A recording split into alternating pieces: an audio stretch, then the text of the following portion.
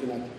Argentina aún tiene una ley de protección integral, que es una buena ley, pero no hizo lo mismo en el tema de responsabilidad penal adolescente. La ley argentina es un decreto de la dictadura en donde al adolescente se lo captura cometiendo un delito a los 16 años, se lo juzga, se lo pone en una tumba. El alma fuerte es el emblema de la tumba argentina. Bueno, se lo pone ahí y se lo deja en suspenso por la figura del discernimiento, y cuando es adulto se lo manda a una cárcel de adultos. Argentina ha sido observado por los órganos de Contralor de los Derechos Humanos, el Comité de los Derechos del Niño, porque esa ley es una ley que no está adaptada a la Convención. Y Chile sí hizo una reforma a la ley que se adapta a los estándares internacionales. Chile eliminó el criterio del discernimiento, que era su principal observación internacional, lo eliminó. Por lo tanto, lo que dicen los que sostienen la reforma constitucional están mintiendo de que es lo mismo que pasa en Chile, pero Chile tiene un sistema de responsabilidad duro, ¿no? La pena máxima en Chile son 15 años. Un adolescente privado de libertad puede estar 15 años privado de libertad. Entre los 14 y los 16 años, la pena puede llegar hasta 15 años. Costa Rica también tiene un sistema de penas alto, 15 años, pero Costa Rica hoy tiene 40 privados de libertad. Y el año pasado tenía 40 privados de libertad, y hace 5 años tenía 40 privados de libertad. ¿Por qué? Porque tienen un sistema en donde el enunciado de que es excepcional y por el menor tiempo posible realmente funciona. Entonces, los que sostienen la reforma constitucional basándose en que no viola tratados internacionales, usando los ejemplos de Estados Unidos, Chile y Argentina, están mintiendo, porque no es lo que ocurre. Y Londres, Inglaterra, tiene una situación peculiar, porque se acuerdan que hace muchos años en Inglaterra 2 niños invitan a otro niño en la estación de trenes y lo llevan y lo matan, niños de 9 y 10 años, que fue un hecho que conmovió mucho a la sociedad inglesa.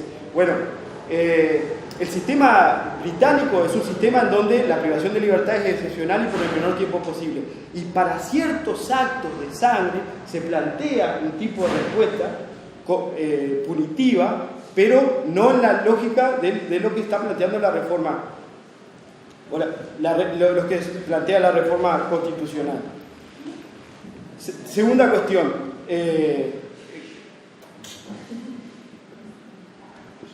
Los que proponen la reforma constitucional nos vienen diciendo eso, por lo menos desde que yo estoy en los temas, desde 1995. ¿Y por qué uso 1995? Porque en 1995 se votó la primera ley de seguridad ciudadana. Antes eran leyes de seguridad pública.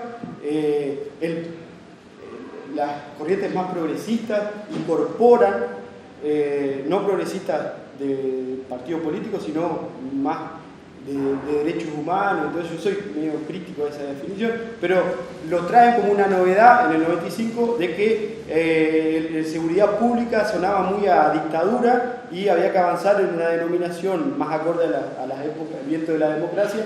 Son las modas que corren por América Latina y todo eso de los temas, y se incorpora la denominación Ley de Seguridad Ciudadana.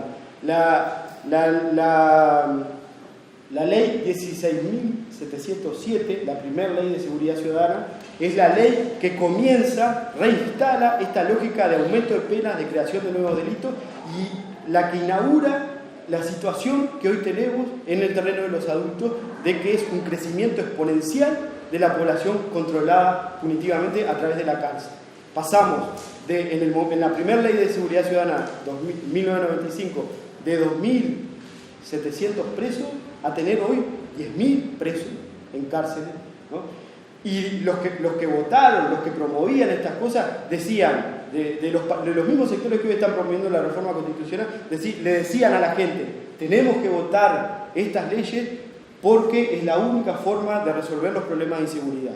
La sociedad uruguaya sigue hoy más insegura que en 1995, Es decir, ninguna de estas cosas le solucionó el problema de inseguridad. Lo que sí hizo fue aumentar la población controlada penalmente a través de la cárcel y generar un problema mayor, porque hay que pensar el durante están presos y hay que pensar el después que salgan de preso.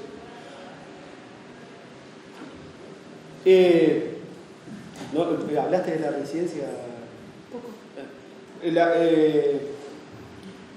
Tercer cuestión, cuando lo hablan los que defienden la inseguridad, porque apelan a un discurso muy emotivo de las víctimas, ¿no? Esta criminología de la que yo hablaba al inicio es esa. Ellos están hablando en nombre del pueblo, por eso Pedro Bordaberry cuando habla pone cara de circunstancia y te habla de las víctimas, porque las víctimas, como lo dice Luis Eduardo Modara, ha sido ha posibilitado una reinstalación y relegitimación de todas estas cuestiones, ¿no? En nombre del sufrimiento de los otros. Entonces, cuando hablan con esa cara de circunstancia, fíjense, hablan de los homicidios y la violación.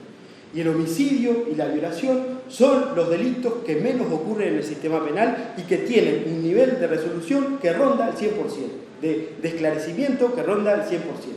¿Ah? No llegan al 2% y en el terreno de los adultos y al 1% en el terreno de los niños. Las investigaciones que ha hecho el Observatorio de Justicia Penal Juvenil de la Fundación Justicia y Derecho indica eso, que los delitos, pero son los que permiten esa relegitimación del delito más cruel, que pueda, más violento, más desgarrador, que se usa para relegitimar eso. La mayoría de los que están detenidos por delitos contra la propiedad, el hurto y la rapiña es la vedette de los delitos, y los sistemas penales en todo el mundo muestran un aumento de población controlada penalmente en los delitos de narcotráfico, de microtráfico, ¿no? Las penalizaciones terribles que han hecho del tráfico de drogas, de la comercialización, la plantación, han hecho, pero no, los delitos que usan ellos para justificar no son los que más, y eso hay que hacerlo caer. Y fundamentalmente el delito de homicidio, cuando ocurre porque hay un vínculo previo entre el ofensor y la víctima. La estrella de ese delito es la violencia doméstica. ¿Dónde ocurre la mayor de las muertes de nuestro país? En las mujeres y en el hogar. ¿Ah? Y lo otro que Uruguay. Sí, no, porque si no se empieza a dispersar cierto. Entonces, yo creo que hay que poner acento en la gestión, fundamentalmente en las penas no privativas de libertad.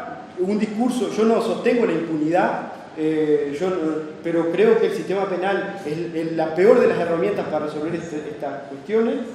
Creo que hay que avanzar en procesos de trabajo sobre estas cuestiones particulares en donde se produce un daño a una persona y ese daño tiene que ser trabajado y elaborado, y nosotros no hemos avanzado en ese terreno.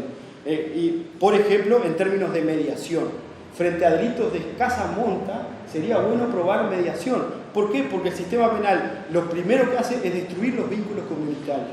Y esta propuesta es una propuesta de dos modelos de país. Un país que apunta a profundizar la fragmentación en los sectores más pobres, porque el sistema penal actúa sobre ellos, o los que estamos contra la propuesta de baja de la imputabilidad, que pensamos que el sistema penal debe aplicarse en su mínima expresión, fundamentalmente con los sectores que son seleccionados por la agencia, porque otro tipo de vínculo tiene que ser generado. Gracias.